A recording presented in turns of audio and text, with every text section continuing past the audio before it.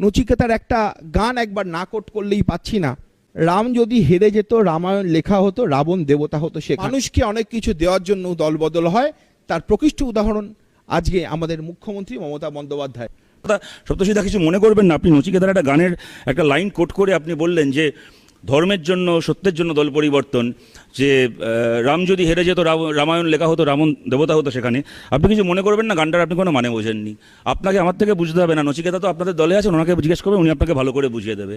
এই গানে কোথাও কোনো নৈতিকতার জন্য দল পরিবর্তনের কথা বলা হচ্ছে না। আপনি যে লাইনটা কোট করলেন তার আগের লাইনটা ছিল বিজয়ীরা বরাবর ভগবান এখানেতে, পরাজিতরাই পাপী এখানে, রাম যদি হেরে যেত রামায়ণ লেখা হতো, রাবণ দেবতা হতো সেখানে।